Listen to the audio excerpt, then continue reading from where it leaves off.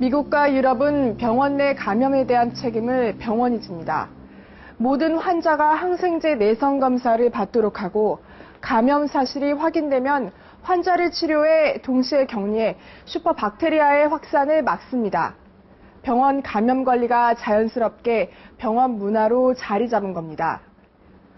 그런데 우리나라 병원들은 슈퍼박테리아 감염을 왜 환자의 책임으로 돌리는 걸까요? 국내 대형 병원들의 감염 관리 실태를 확인해 봤습니다. 박 씨가 중환자실로 이동하기 전 머물렀다는 일반 병동을 찾았습니다. 백혈병이나 다발성 골수종 같은 혈액암 환자들이 주로 입원해 있습니다. 이곳에서 입원한 적이 있다는 한 환자의 가족은 이곳에 대한 불편한 기억을 털어놓았습니다.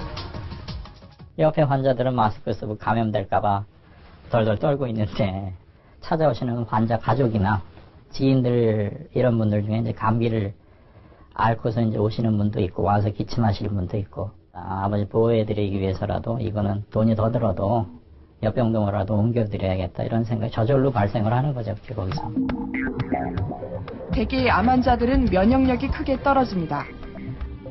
하지만 이들의 건강을 보호할 특별한 장비는 눈에 띄지 않습니다.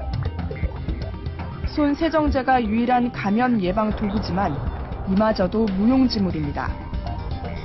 오전 회진이 시작됐지만 손 세정제를 이용하는 의사는 단 한 명도 보이지 않았습니다. 의료진들은 뭐 케어하는 거 전혀 없습니다. 그냥 가운 입고 들어와가지고 대충 환자 상태 보고 기본적인 사항을 체크하고 필요하면 좀 검사하고 이제 그게 다죠. 이러다 보니 암 환자의 대부분은 병원 치료 도중 감염으로 사망하는 일을 가장 두려워합니다. 환자 입장에서는 그 감염 치료를 받고 있는데도 그건지 몰라요. 나중에 이제 죽고 나는데 보니까 이제 뭐 슈퍼박테리아 감염도 있고 이런 경우가 되게 많이 있거든요. 가장 큰 문제는 환자한테 별로 알려주지 않아요. 왜냐면 병원 감염은 병원에서 잘못한 거거든요. 질병관리본부는 메티실린 내성 황색 포도상 구균인 MRSA 등 6가지의 슈퍼박테리아를 법정 전염병으로 지정해 감시하고 있습니다. 이 중에서 가장 무서운 슈퍼박테리아는 반코마이신 내성 황색 포도상 구균이라 불리는 VRSA. MRSA에 반코마이신 내성 장알균인 VRE의 내성 유전자가 더해져 최후의 항생제라 불리는 반코마이신도 듣지 않습니다. 슈퍼박테리아는 살아남기 위해 항생제 내성을 획득해 더 강한 슈퍼박테리아가 될 수밖에 없습니다. 이미 슈퍼박테리아로 많은 사망자를 낸 미국은 항생제 관리 전문가를 양성하고 슈퍼박테리아를 막을 수 있는 항생제를 개발하는 인센티브 법령인 개인 액트를 발효하는 등의 노력을 보이고 있습니다. 국내에서도 항생제 치료제 개발에 나서고 있지만 넘어야 할 산이 많습니다. 개발 비용이 많이 들고 어렵게 슈퍼 항생물질을 찾는다 해도 임상시험을 거쳐 신약 출시로 이어지기까지 최소 10년이나 걸리기 때문입니다. 그러니까 아예 그렇게 신약 항생제 개발을 위한 그런 뭐 R&D 지원이 체계적으로 딱 돼 그렇지는 않죠. 예, 그렇지는 않고 그냥 정부에서 요새 이제 신약 연구 개발을 촉진한다 해가지고 지경부랑 보건복지부에서 개발 과제에 대해서는 일부를 지원해주고 있습니다. 그 과정이 꼭 반드시 사람을 거쳐서 해야 되기 때문에 이제 사람을 거쳐보지 않으면 모르는 거거든요. 결과 예측이 안 되니까. 그래서 이제 하이 리스크라는 거죠. 그 비용이 연구 비용에 비해서 개발 비용이 한 80%입니다. 개발 비용이 많이 들고 시간이 많이 걸릴 수밖에 없는 거죠. 우리나라의 경우 아직 VRSA 감염자는 나오지 않은 상태지만 MRSA와 VRE 감염률이 높은 상황에서 언제 발생할지 알 수 없습니다. 이 VRSA균이 미국에서는 벌써 9명이 발견이 됐고 전 세계적으로 아직 11명에 불과하고 국내에서는 아직 발견된 적이 없지만 앞으로 이 VRSA균이 출현할 경우에는 특히 이 균이 MRSA처럼 병원 내에 확산되고 지역사회에 확산될 경우에는 아주 심각해지기 때문에 저희가 이 VRSA균이 출현하지 않도록 발견되지 않도록 많은 예방 대책을 세워야 되는 것입니다. VRSA를 막기 위해서는 MRSA와 VRE 보균자를 찾아 격리하고 치료하는 일이 시급합니다. 하지만 우리 병원의 현실은 너무도 열악합니다. 그분은 처음에 MRSA하고 VRE하고가 나왔다 안 나왔다 그런 환자였어요. MRSA는 있고, 그리고 마지막에는 비자라는 그 소리에서는 최초도 하더라고요. 그 균이 비자라는 균까지 나왔어요.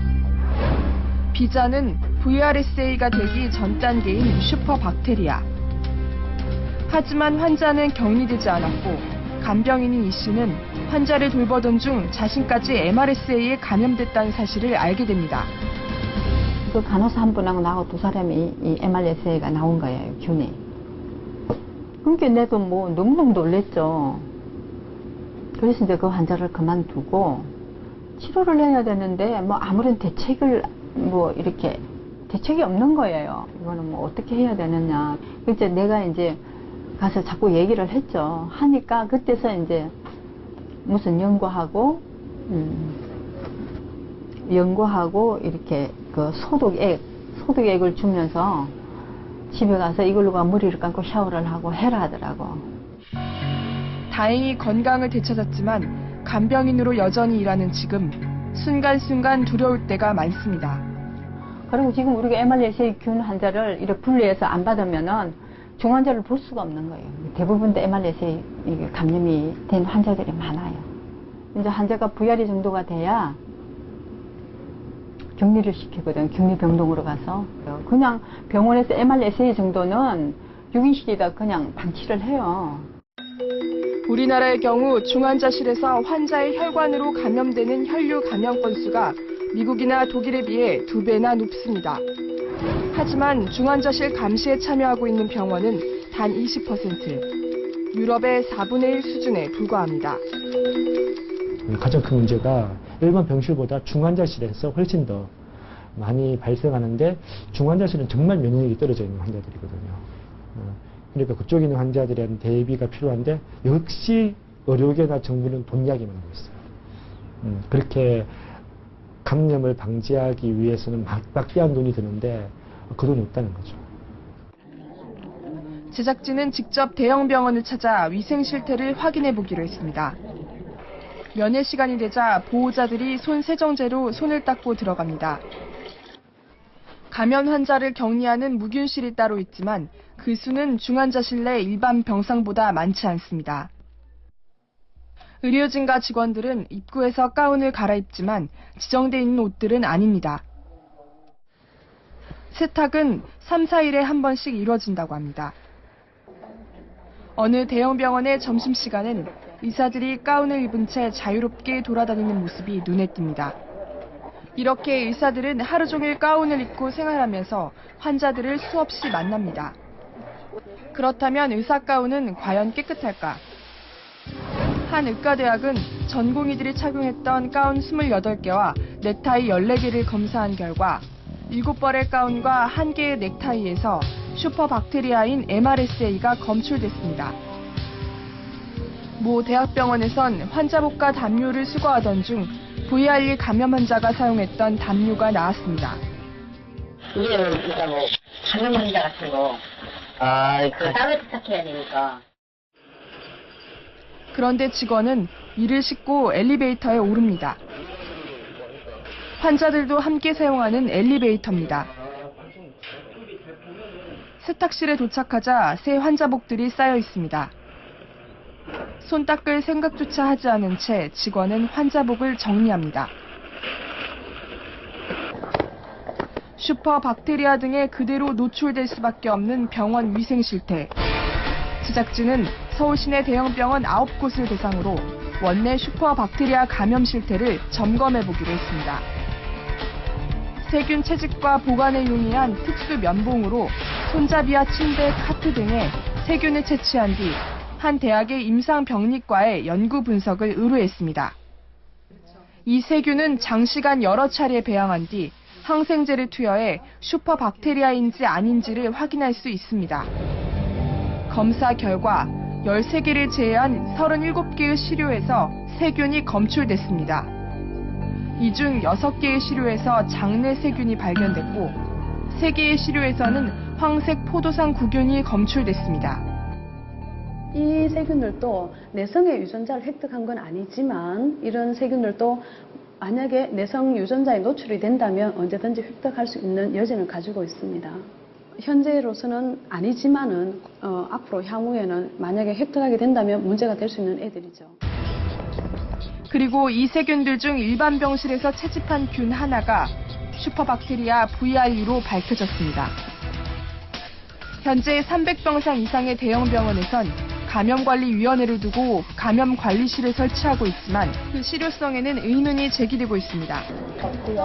브로셔나 이렇게 된 것도? 네, 그 질병관리본부 홈페이지에 가시면 자료가 직접 찾아보시면 돼요. 환자에 대한 수치나 조직이나 이런 거는 다 그 병동의 수치 선생하고 그 다음에 간호사하고 있잖아요. 그러니까 그쪽에서 검토팀이 된 거고. 그럼 여기 다들 그러면 다 의사 선생님들 계시나요? 아니에요. 여기는 감염대과랑 다른 조직이 아예 달라요. 이들은 슈퍼박테리아 등 감염 환자 신고가 들어오면 이를 관리하고 간호사나 의사들을 대상으로 감염 예방 교육을 실시하는 업무를 맡고 있습니다. 병원의 감염관리 실태를 자발적으로 책임지고 감독하는 건 애초부터 불가능한 조직이란 얘기입니다. 누가 관리하는지 아세요? 간호사가 관리해요. 간호사 지휘를 의사가 받습니까? 안 받는다는 거죠. 형식에 그친다는 거죠.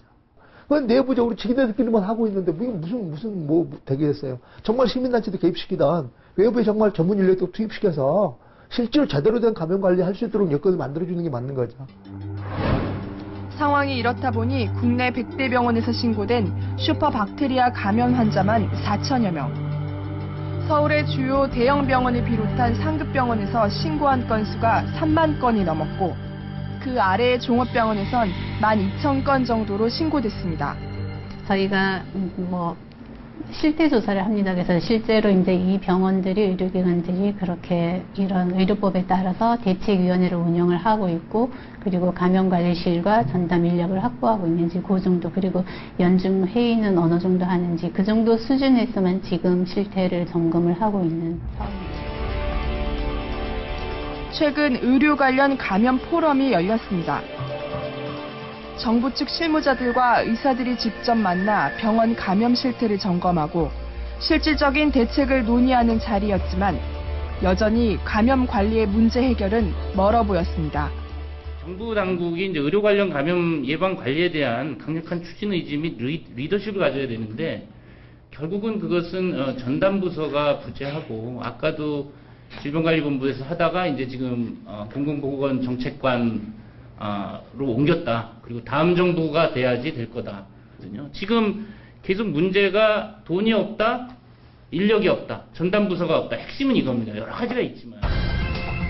병원이 감염 관리를 책임지는 자세가 필요하지만 병원 내 감염 관리를 위한 예산이 턱없이 부족하고 정부의 전담 부서도 없다는 현실 때문입니다. 의료기관이 감염 예방 활동을 열심히 하면은 어떤 국가가 그만큼에 대한 보상 체계를 준다든가 그런 부분이 사실은 미약합니다. 예를 들면 감염 예방 활동을 병원이 감염 관리 활동을 열심히 하느라고 여러 가지 물품도 쓰고 인력도 해서 하지만 사실 그거에 대한 비용 같은 것들은 보상받지 못하는 경우가 많거든요.